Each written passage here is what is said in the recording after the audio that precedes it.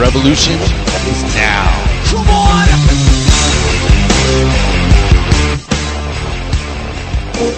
You've tuned in to the heart of the revolution. This is Revolution March Radio. Hello and welcome to Revolution March Radio. My name is Brian Seaman. I am the co-founder and chairman of the event, and I want to thank everybody for tuning in tonight to this very, very, very special night. In a few minutes here, we will have Dr. Ron Paul on for an interview. As everybody knows, Dr. Ron Paul is our keynote speaker at this event in Washington, D.C., and we look forward to this interview. After the interview, I would like to ask everybody to stick with us. I know a lot of people are tuning in to hear Dr. Paul. I would like everybody to stick with us because we got some other great announcements about the march coming up right after this interview with Dr. Paul. So please stick with us on that.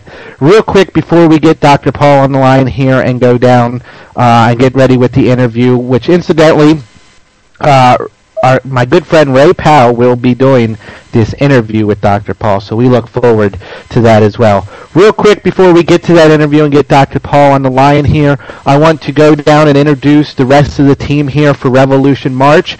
Once again, my name is Brian Seaman. I am the co-founder and chairman of the event. On the board of directors with me is Deborah Robinette. She is the board member and treasurer, as well as Raymond Powell. He is a good friend. He is the other co-founder, and he is our IT director. Then we have Trevor Goyette. Trevor is our March Logistics Officer. If you're interested in marshalling, Trevor is the person to talk to. And the final board member here is Catherine Blythe. She is our Communications Director. She has done a wonderful job keeping the updates in the blogs and on MySpace and everything like that. So I want to thank everybody on the board for that. We also have a core team put together to help us do a lot of the functions that the board just doesn't have time for. To start with the core team, that's Michael Von Esten. He is our production manager. Susan Wolf, she is part of the travel and lodging committee. Jessica Weichert, she is on the marketing committee. Mary Grace Cook, who is our national promotions coordinator. Michael Moresco, who is the graphics committee chairman. Many of you will know him as Ron Paul Hawaii on the forums. And we have Tom Porter, IT support. Also want to give a special thanks to Dr. Steve Parent tonight for engineering the show for me. And Dr. Steve has also helped us get some speakers like Thomas E. Woods lined up for the event.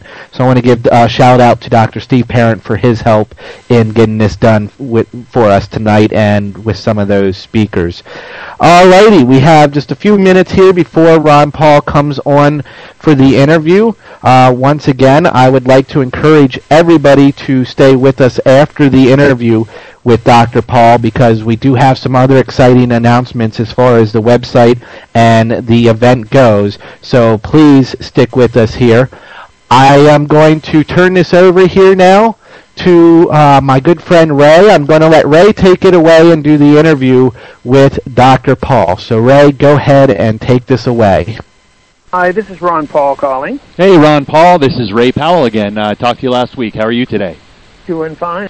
Alrighty. Well, thank you so much for your time today, Dr. Paul. We appreciate you coming on Revolution Broadcasting here on the Revolution March radio show. We are so excited that you have decided to join us at the march and speak. And, you know, we just can't tell you how honored we are that you also decided to join us here on Revolution Broadcasting. We feel that we are becoming the new media, and we think that's an important role to play. And we'll get into that with you in just a little bit. But the first question I have for you is, do you think mass mobilizations like the March in D.C. are important? And if so, how so? Well, I think they're important because it demonstrates whether or not we have strength. I don't think they're always a guarantee. You know, if you make a plan and nobody shows up, then it's a negative. If some people show up and cause trouble, that could be a negative. But the message is so important that if we can do this in a very positive way, a lot of people show up, a lot of people have good time, and everything is the defense of freedom and liberty and what has made this country great, then it comes across as a very, very positive program.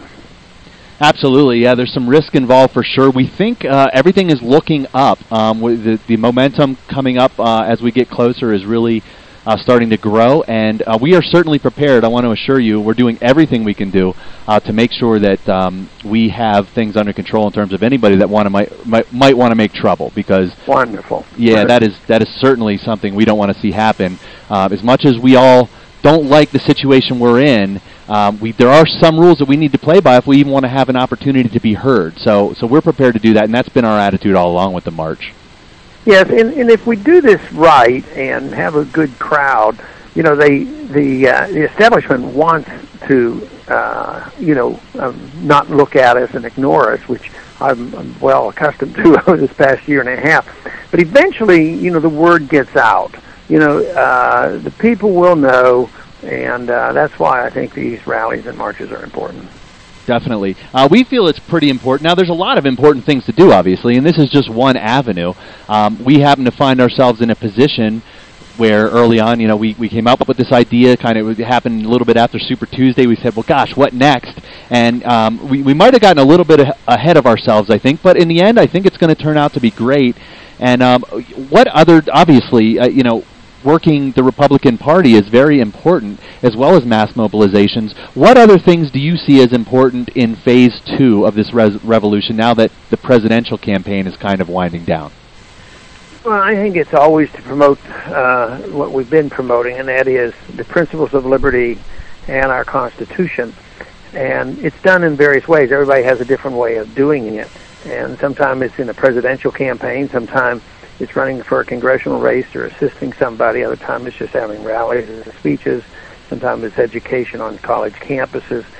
So it's all part of the campaign, It's just that there won't be exactly the same job for every individual. And yet I feel like there's a lot more enthusiasm now than there was 18 months ago. Certainly the people I've met have really encouraged me because they're so enthusiastic. And people come up with creative ideas, and this whole idea of the march and the parade up in D.C. is certainly one part of it, but there are a lot of other things that we can do too. Absolutely. There are a lot of other important things to do. Now, our goal in creating this march was not just one event, but we're looking to pretty much say that a key part of this revolution, and just one part for sure, but a key part is to do mass mobilizations and to continue to do them on a regular basis, several a year, or at least 2 or 3 per year, say, on a nationwide basis and regionally, so that those people can try to find one close to them. We think it's important to continue to do those things, and that this march, if it doesn't have the media effect that we want it to in this one event, that we're definitely practicing and getting used to mobilizing, organizing to have these events on a more regular basis, so that someday we will start to get more regular media attention. Yeah, and I can remember our rally that we had early in the campaign up in Philadelphia when the meetup group that raised the most money was rewarded. We went up there, and I think we had over 5,000 people and got essentially no media coverage. But there was such enthusiasm there that it didn't hurt us, at least with our group, because it got on the internet and people knew about it. And eventually it'll be hard for them to ignore us, but we can't expect too much. I guess we should have low expectations. Anything we get we should be pleased with, but they're still very important. Yeah, that's always something we appreciate from the campaign. I'm speaking for myself, of course, but I think I speak for many when I say that your ability to plan in terms of not setting expectations too high has been a valuable asset, because if you shoot them too high and then you don't make it, then that gives everybody something bad to talk about. Yeah, then they go after you. Exactly. Now, I'm not sure if you had too much time to peruse the event schedule, but of course you are our final speaker. You're going to wrap things up for us. Is there any other speaker on the list that particularly caught your attention that you're most excited about? Well, I have to admit that I don't know all the names on the platform, so I don't have any one name that comes to mind. Okay, well, that's an honest answer. We appreciate that. One of the other things, of course, all the exciting things that are happening as you mentioned, people with creative ideas, and we are just so inspired by this message, and it's so nice to see it happening and having the opportunity to have somebody on the national scene start to talk about the things that we've all been standing for, and of course that you've been standing for longer than most of us.